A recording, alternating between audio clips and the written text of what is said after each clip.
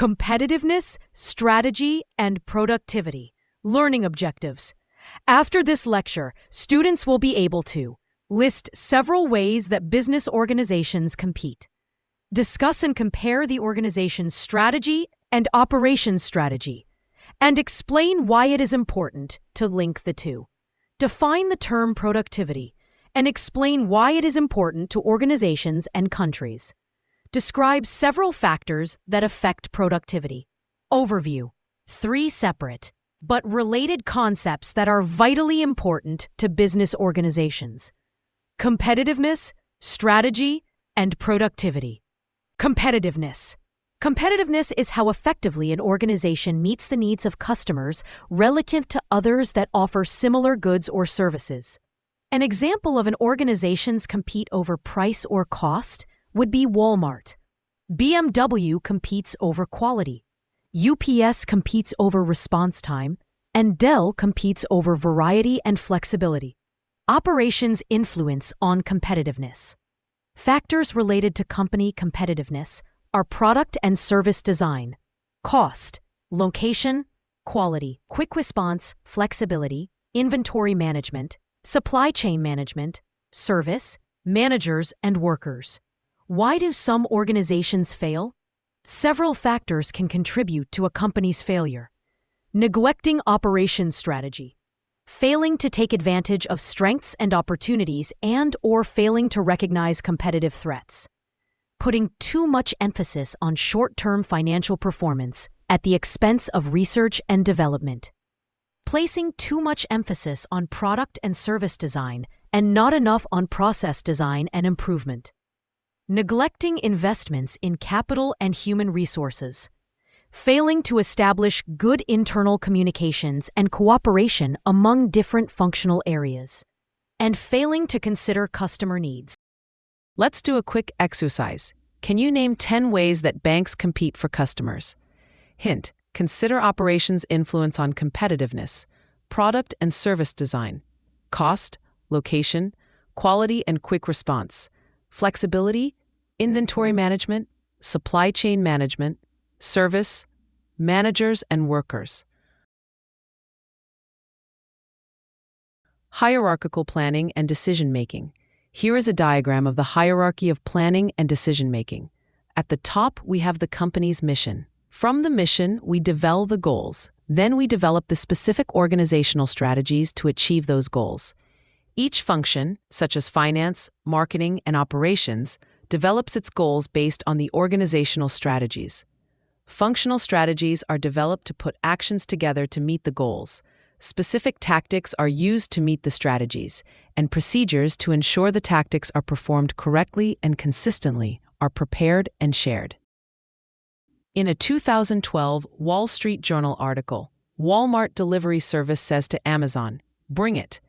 In its latest bid to take on Amazon.com this holiday season, Walmart is promising same-day delivery in some cities for orders placed online. Called Walmart to Go, the service costs $10 regardless of the size of the order. The products will be shipped from the company's stores, not from a warehouse or distribution center. Walmart is betting that its network of thousands of stores, combined with an improved online presence, can help it compete head-to-head with Amazon, which has increasingly stressed fast, free, or low-cost deliveries. UPS will pick up the goods and deliver them to customers. Nearly half of Walmart's online sales now come from purchases customers make online and pick up at a store. We have a unique advantage because we have the national footprint of stores, combined with our online site that enable programs like Site to Store, Pay with Cash, or Pick Up Today. Walmart to Go is an example of an organizational strategy. Mission and goals. The mission is the reason for an organization's existence. The mission statement states the purpose of the organization. The mission statement should answer the question of what business are we in? The mission statement serves as the basis for organizational goals. Goals provide detail and the scope of the mission. Goals can be viewed as organizational destinations. Goals serve as the basis for organizational strategies. Example mission statements. This is the FedEx mission statement. FedEx Corporation will produce superior financial returns for its share owners by providing high value-added logistics, transportation, and related business services through focused operating companies. Customer requirements will be met in the highest quality manner appropriate to each market segment served. FedEx will strive to develop mutually rewarding relationships with its employees, partners, and suppliers. Safety will be the first consideration in all operations. Corporate activities will be conducted to the highest standards of ethics and professionalism. Strategy. Strategy is a plan for achieving organizational goals. It serves as a roadmap for reaching the organizational destinations. Organizations have organizational strategies, which are overall strategies that relate to the entire organization. They support the achievement of organizational goals and mission. There are functional level strategies that relate to each of the functional areas and that support achievement of the organizational strategy. Tactics and operations. Tactics are the methods and actions taken to accomplish strategies, the how-to part of the process. Operations are responsible for the actual doing part of the process. Organizational strategy. Here are some examples of organizational strategies. Low price. Outsource operations to countries with low labor cost. Use capital-intensive methods to achieve high output volume and low unit cost. Specialization. Focus on narrow product lines or limited services to achieve higher quality. Responsiveness, such as time-based strategies. Strategies that focus on the reduction of time needed to accomplish tasks. Differentiation through variety. A focus on customization. Differentiation through newness. A focus on innovation to create new products or services. Differentiation through service. A focus on various aspects of service. For example, helpful, reliable, etc. Differentiation through quality. A focus on quality in all phases of an organization in order to achieve higher quality than competitors. Operations strategy. The organizational strategy provides the overall direction for the organization. It is broad in scope, covering the entire organization. Operations strategy is narrower in scope, dealing primarily with the operations aspect of the organization.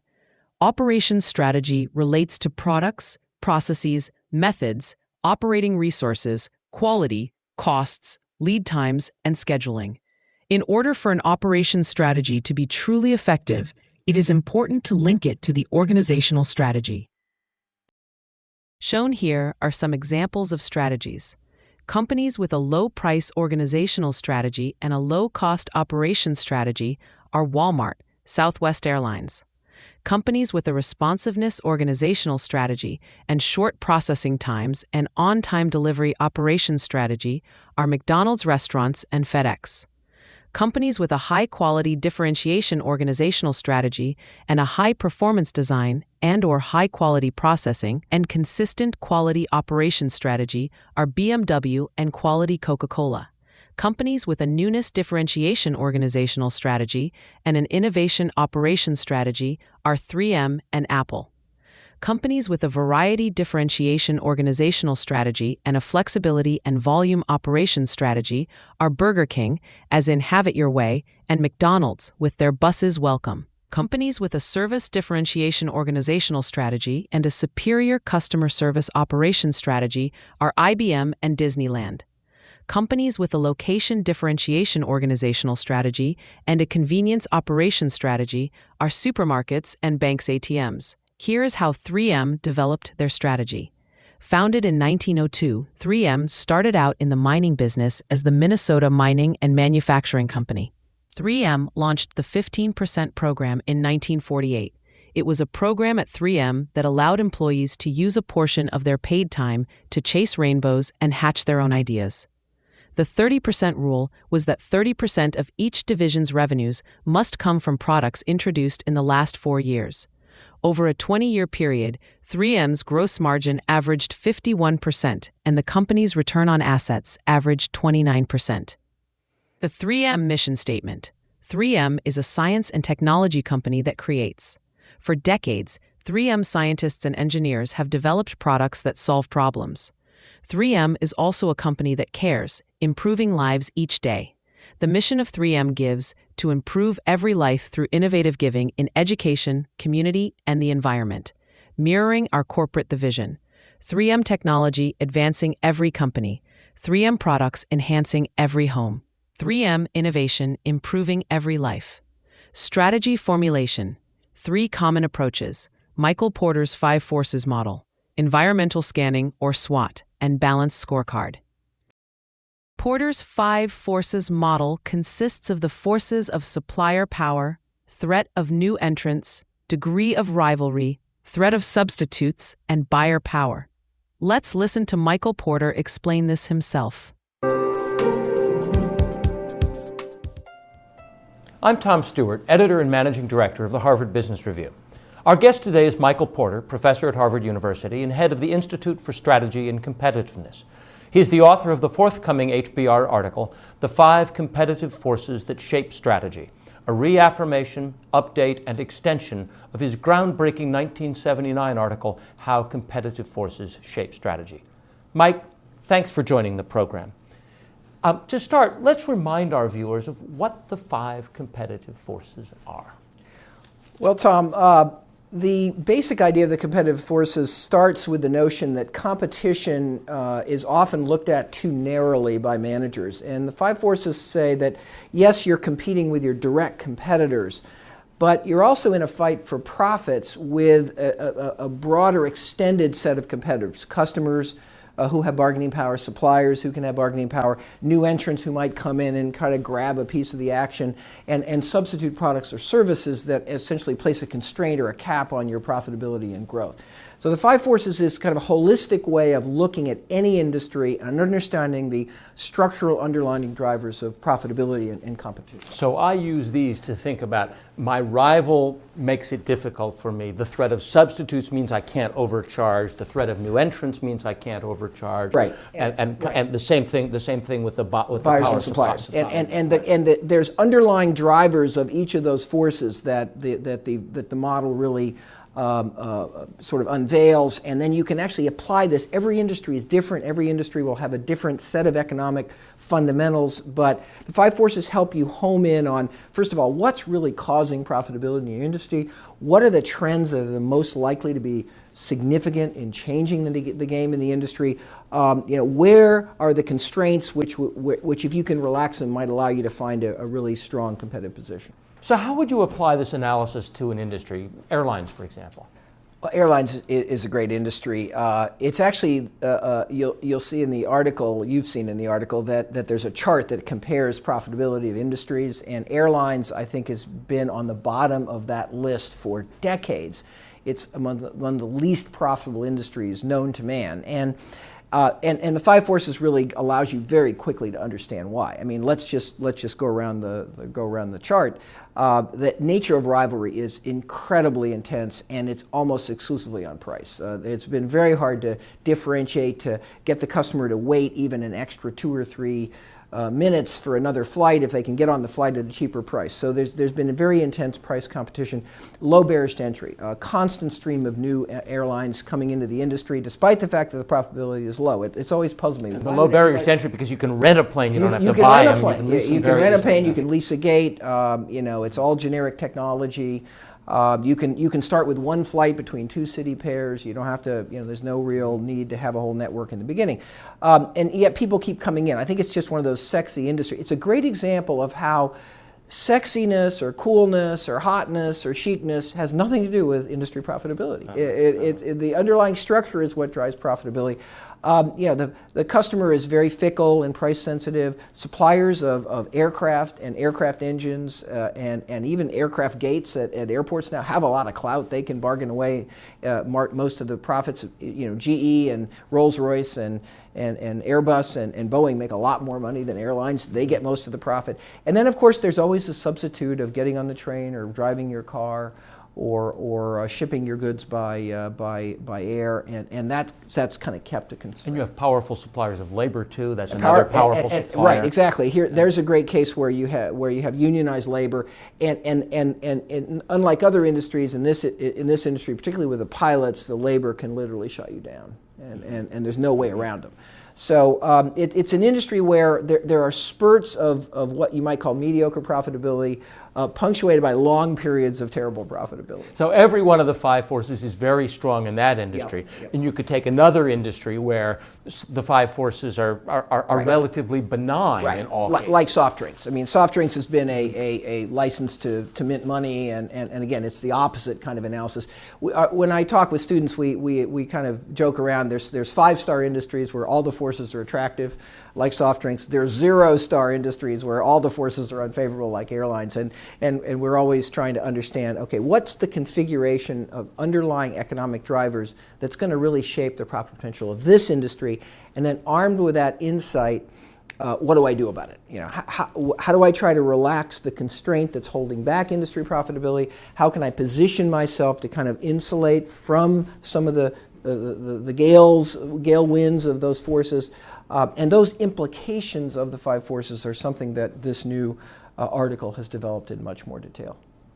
You conceived this framework nearly 3 decades ago, and it has been the most extensively used both in management scholarship and management practice of any strategy framework. And I mean, it really has it changed the definition of strategy in a lot of ways. In these 3 decades, what have you learned? What have you learned about the application of these ideas in the real world of business? Well, the wonderful thing, of course, we learned is that these concepts can be applied to literally any industry. It's a product, a service, high tech, low tech, emerging economies, developed economies. Indeed, what one of the powers of the framework is it helps you avoid getting trapped or tricked by the latest trend or the latest technological sensation, and really allows you to focus on the underlying fundamentals. The internet's a good example. We got very, very confused by the internet because people saw the internet as a force as opposed to really enabling technology that might or might not impact the underlying structure of the industry. So I think one thing I've learned is the framework is very, very robust. But I've also learned that there's a lot of confusion and complexity in actually applying the framework in actual practice. And we've tried to clear as many of those areas up as we could in this new article. For example, how to think about rivalry. How do we understand when rivalry is really positive sum, which allows companies to, many companies to do well, and when does rivalry become really zero sum, where everybody's kind of dragged down into kind of a destructive battle that you can't win? I can understand zero sum. I mean, if we get in a price war, the only one who wins is the consumer, which is nice if you're a consumer. But what do you mean by positive sum competition? Well, the trouble with the zero sum competition is then the consumer gets a low price, but they really get no choice. And a positive sum competition is where companies can compete on different attributes, services, features, customer support that's actually relevant to particular groups of customers. And the most really positive sum competition is where companies are really competing on different things in order to meet the needs of different segments of customers. So we're growing the pie and there's a piece for each of us. There's a piece of us. In fact, one of the things we talk about in the new article, one of the things I did in the new article that we really probably didn't have the experience to do so many years ago was really talk a lot about the implications. If this is the way competition works, what do you do about it? And one of them might be, in some industries, rather than go for market share against your rivals, you might be much better off just really expanding the pie, expanding the whole profit pool of the industry. That may be the best way for a market leader to actually improve their circumstances rather than to trigger a destructive battle with their head-to-head rival. How should a company get started using the 5 forces framework? You're working your strategy up, you decide this really works for me. How do you begin? Well, I think industry analysis and looking at the competitive environment is, of course, probably the starting basic discipline of any strategy formulation process. If you don't know what your industry looks like, if you don't know how it's changing, if you don't know what the drivers of competition are, you might as well, strategy is going to be, marginally useful if not destructive. So we got to start with industry analysis. Figuring out what your industry is and drawing the right boundaries. And that's not always easy. It's not always easy. We've added a box in this new article which really addresses that question because I encountered so many companies that struggled with industry definition. identifying really what the industry structure is in your particular industry. And then there's another thing that a lot of managers do. They kind of go through the industry analysis and they say, okay, this is good, this is bad, this is good, this is bad. So this is a attractive industry or an unattractive industry. But of course, the real question is, how's that industry changing? Some have taken the 5 forces as really a static snapshot. But of course, the 5 forces give you the tools for understanding the dynamics and where's that industry structure changing, how are buyers and suppliers and substitutes and potential entry evolving, and then what implications does that hold for your strategy? How do you position yourself to find that spot within the industry that you're where you can command a really good profit given the 5 forces?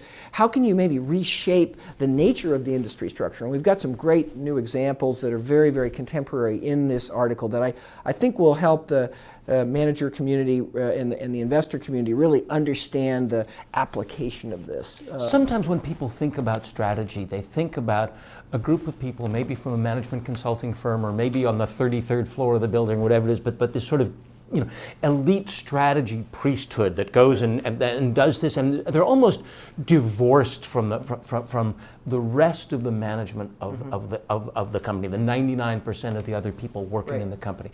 How can a strategy become part of the day-to-day life of a working stiff manager in a company? How do you apply this framework, this thinking? How do you use it? Well, we think that this way of looking at an industry needs to be very, very broadly understood in the organization. I mean, and the thing about it is that managers, even rank and file employees, it's intuitive. People understand. We have these customers, we have these suppliers. We're struggling with them every day. They're trying to get a better deal. We're trying to get a better deal. So intuitively, I think this is a way of helping people sort of step back from all the excruciating little details that characterize any business and say, what's really important here?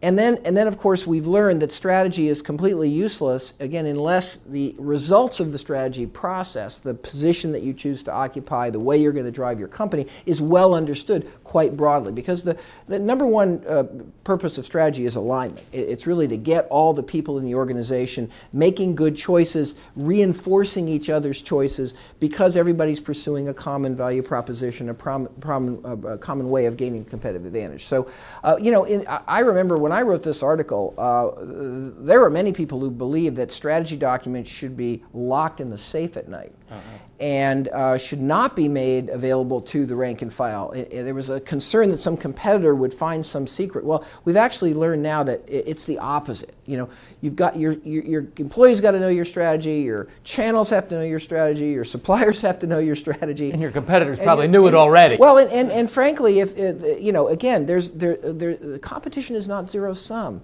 If every company finds a unique need that it can set out to meet, if it tries to deliver something different than its rivals, multiple rivals can be successful.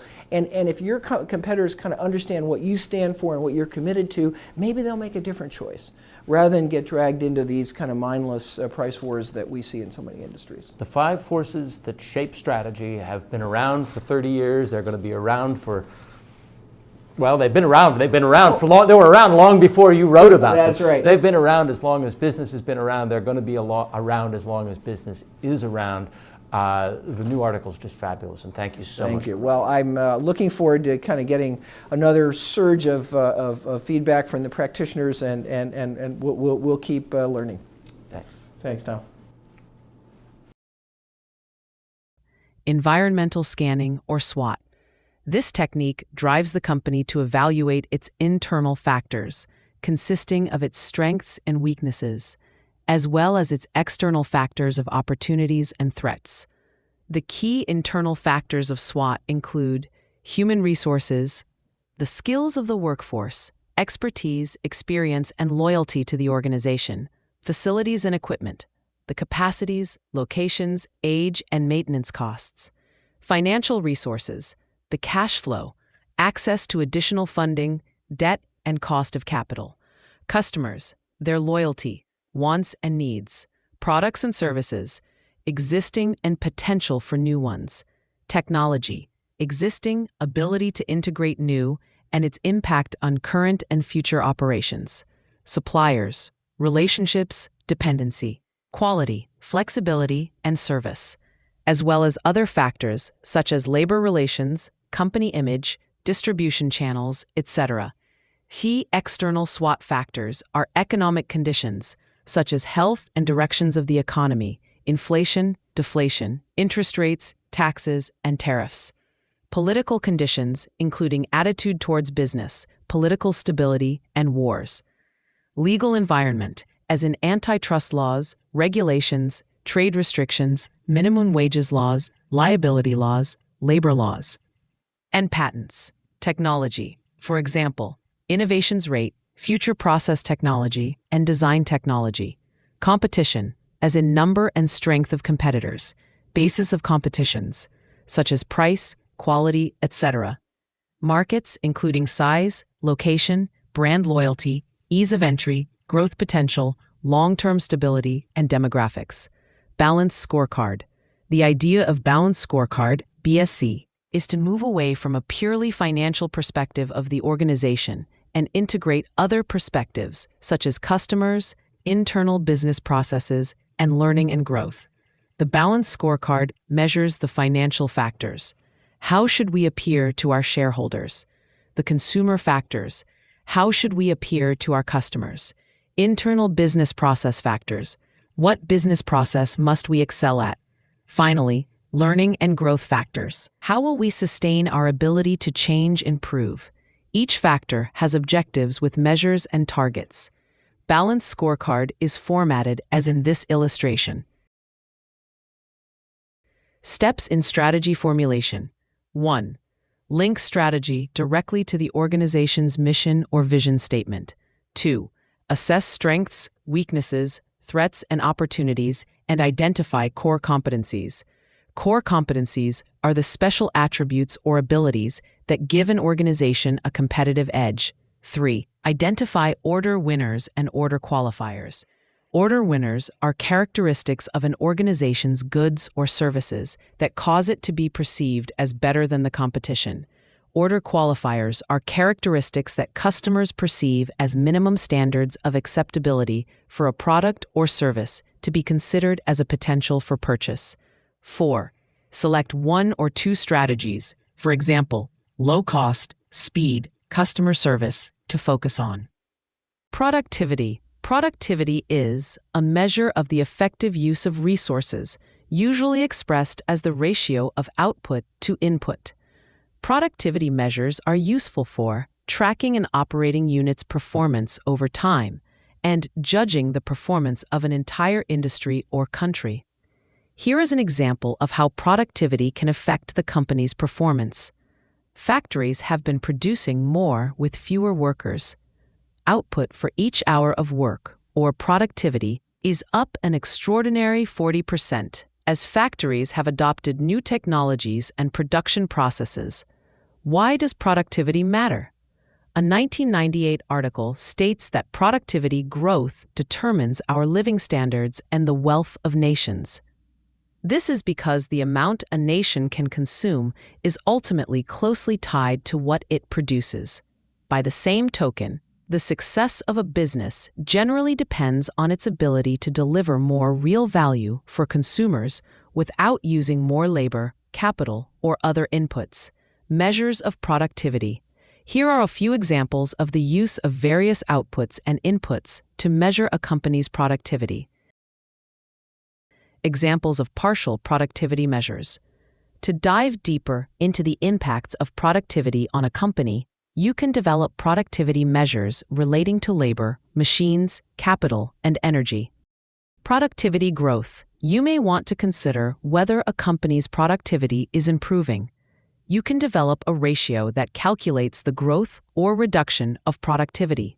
A company may even have targets for productivity growth. Service sector productivity. Service sector productivity is difficult to measure and manage because it involves intellectual activities. It has a high degree of variability. There are measurement difficulties, especially for retailers. It is difficult to balance quality versus quantity, as with nurses. Healthcare productivity. A 2011 article discusses the challenge of measuring healthcare labor productivity. Of the $2.6 trillion spent in 2010 on healthcare in the United States, 56% consisted of wages for healthcare workers. The output is the volume of activity, including all encounters, tests, treatments, and surgeries per unit of cost.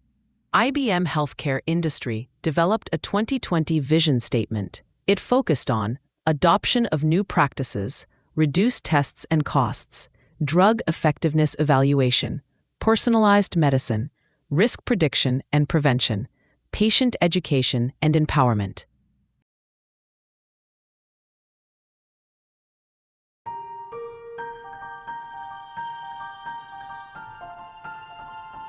The future of healthcare is the future for all of us. And its success depends on all of us working together to create a true system that's focused on the patient. It's a future where we can prevent diseases before we need to treat them. Where we simplify every aspect of how care is delivered and funded. Where information follows patients wherever they go to ensure care is coordinated, more convenient, and tailored to their individual needs. Where waste is reduced and productivity increases. The healthcare system of the future doesn't measure success by the volume of transactions. It rewards the value of health outcomes. Better informed consumers are able to take charge of their health choices, while health payers act as coaches to encourage healthier lifestyles. Healthcare becomes a true system, focused on value, coordinated around the patient, and integrated into every part of our lives. Millions of clinical records are analyzed to discover who's at risk. Efficient healthcare centers cater to patient needs quickly without repetitive tasks and tests. And when patients return home, remote monitoring devices alert physicians if their conditions get worse. The healthcare system of the future breaks down barriers and allows stakeholders from across the ecosystem to organize and collaborate in new ways, to share the risks and rewards. Providers, payers, governments, and suppliers all work together seamlessly to coordinate resources for better performance and efficiency. Information is easily exchanged and analyzed to track disease outbreaks and informs decisions that support healthier communities. And the healthcare system of the future ensures that knowledge is systematically integrated and instantly shared. Translational science speeds up adoption of new practices, and evidence-based support becomes part of the clinical workflow. Powerful technologies like IBM Watson analyze hundreds of millions of pages of data in seconds to support a physician's diagnosis. New treatments are personalized to a patient's genetic makeup and disease type, and new tools predict the probability of a drug's success before it's prescribed. But to get to the coordinated patient-centered healthcare system of the future, we need to act today. Organizations that redefine their value to deliver better patient outcomes will succeed. Acting with urgency, these organizations are creating new partnerships to respond to the enormous, rapid changes ahead. How will your organization keep up? It takes a transformation of how the healthcare ecosystem accesses, shares, and harnesses information. It takes intelligent technology to identify patterns, illuminate underlying causes, and generate knowledge. And it takes a partner who understands how to make complex systems work together on a global scale. IBM combines comprehensive technology, expertise, and industry experience to help organizations start their journey today.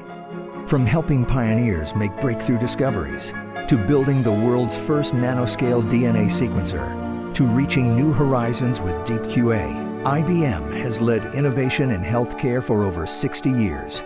Together, we can create a smarter, more sustainable healthcare future for all of us. Let's build a smarter planet. Factors affecting productivity. The factors that influence productivity include methods, capital, quality, technology, and management. You might increase productivity with an increase in technology, such as calculators, computers, copiers, internet, search engines, voicemail, cell phones, and email. However, you may have a negative impact on productivity by reducing technology with inflexibility, high costs, mismatched operations, and non-work activities. Productivity and technology. With instant messages buzzing, emails pinging, and texts ringing, how can employers increase productivity in the workplace? Software companies are tackling the problem, tracking employees' computer time to find ways to improve their efficiency. This topic is discussed in the following NPR radio clip from 2013. It's Morning Edition from NPR News. Good morning. I'm Renee Montagne. And I'm Steve Inskeep. Studies show the average office worker wastes over 1/3 of his average day. And we'll talk about what that means as soon as I post this tweet. Renee, would you pick it up here for a moment?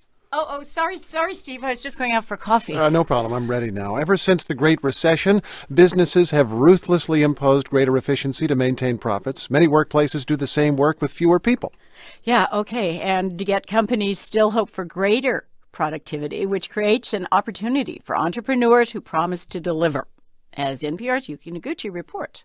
Joe Hrushka is pretty blunt about how much work anyone does in a typical day. You're not getting 8 hours of productivity out of an employee, even though you may have blinders on and that's what you expect. Hrushka is founder and CEO of Rescue Time, a software firm that allows users to sign up and see where they're spending their computer time.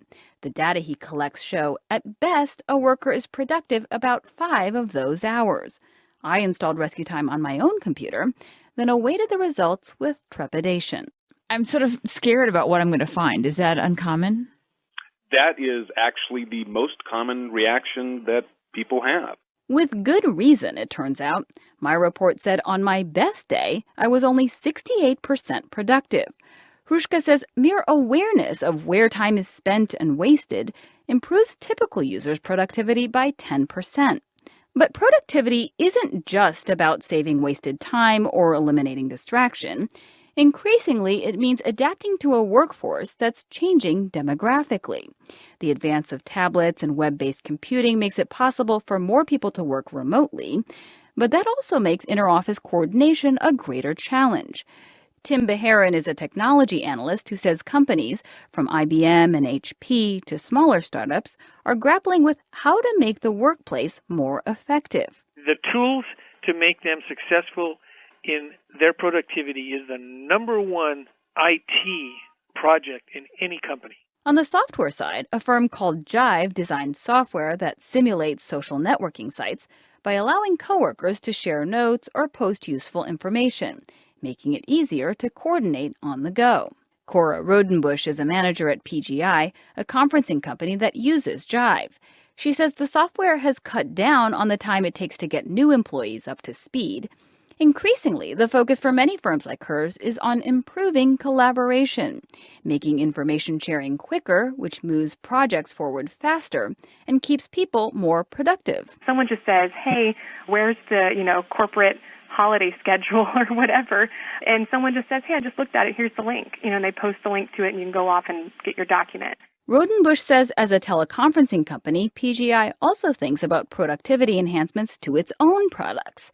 Features that automatically share notes, for example, or keep meetings from droning on. Is there any way to prevent people who love to hear themselves talk from talking? Actually, there is. As the meeting host, you have control over lowering people's volume and just muting them altogether. Or if you want to, you can dismiss them from your meeting. Some employers who take the heavy-handed approach to getting more out of their workers monitor or restrict their computer usage, for example.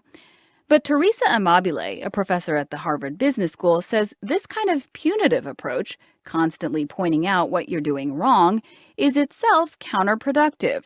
Her research shows that documenting progress on work, no matter how minor, is by far the most effective tool. Of all the things that happened on people's best days, the single most important was simply making progress on meaningful work. That absolutely dwarfed every other positive thing that happened to people. Amabile likes a service offered by a startup called I Done This. That prompts users to write down what they accomplished at the end of the day. She says this helps users stay focused on their biggest, most important goals. Productivity paradox. In a 1998 article, it was discussed that expected increases in productivity in one area may actually decrease overall productivity. For example, IT investment does not appear to have a strong impact on productivity. Explanations for the paradox: mismeasurement of outputs and inputs. ATMs reduce the number of checks banks process, so, by some measures, banking output and productivity decrease. The increases in convenience ATMs have created go uncounted in conventional productivity metrics, while their costs are counted. There are also lags due to learning and adjustment. Steps for improving productivity: 1. Develop productivity measures for all operations. 2. Determine critical bottleneck operations. 3. Develop methods, technologies for productivity improvements. 4. Establish reasonable goals. 5. Make it clear that management supports and encourages productivity improvement. 6. Measure and publicize improvements. Don't confuse productivity with efficiency. Key points to consider. Competitive pressure often means that business organizations must frequently assess their competitors' strengths and weaknesses, as well as their own, to remain competitive. Strategy formulation is critical because strategies provide direction for the organization, so they can play a role in the success or failure of a business organization. Functional strategies and supply chain strategies need to be aligned with the goals and strategies of the overall organization. The 3 primary business strategies are low cost, responsiveness, and differentiation. Productivity is a key factor in the cost of goods and services. Increases in productivity can become a competitive advantage.